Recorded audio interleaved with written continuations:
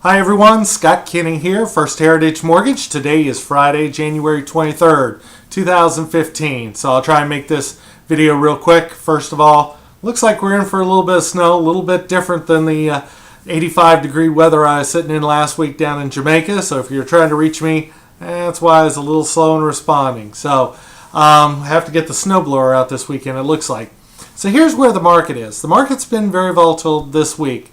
The bond really lost some ground. Last Thursday, the bond hit its high price, which is the highest we've seen since May of 2013. So again, as the bond price is high, mortgage rates are low. They are fantastic.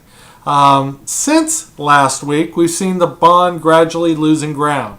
Until late yesterday, it lost a total of over 1.03 total basis points. So that really changed interest rates anywhere from 1/4 to 3/8% for some of you just in this recent 1 week period. Now, a lot of that was caused by what was considered good news in the economy. Yesterday was news that was put out by the European Central Bank. They came out with their own quantitative easing program, which is their way of throwing government money into the to spur the economy there in Europe.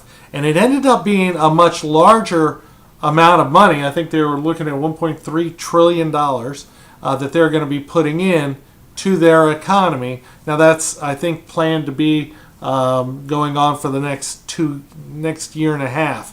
So it's a lot of money they're putting into the economy to strengthen it. And it's that European issues that are taking place, Greece, so forth, that are causing investors to be somewhat leery, and they aren't investing in the stock market. Instead, they like the look of our bond and our yields, and so that is causing foreign investment to come into the U.S. marketplace, driving our bond price higher. And that bond price going higher, mortgage-backed securities, so forth, is what is driving mortgage interest rates low.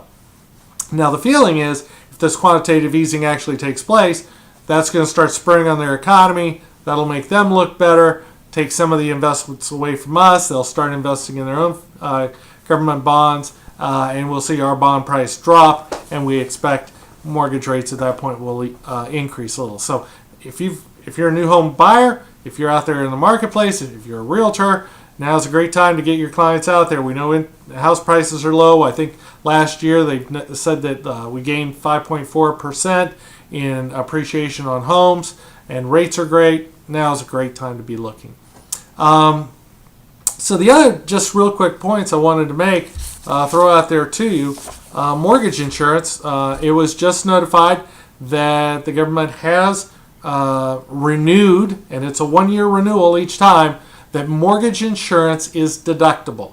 So if you're currently paying mortgage insurance up to $100,000 adjusted gross income on your taxes, household. So if you're over $100,000, it'll actually go to $110,000. But for every $1,000 over $100,000, they diminish your tax deductibility by $1,000, or I think 10%. So you get 100% up to $100,000 total income. So that's been renewed. Now that does not mean that mortgage insurance that you pay in 2015 is going to be available for deduction at the end of 2015.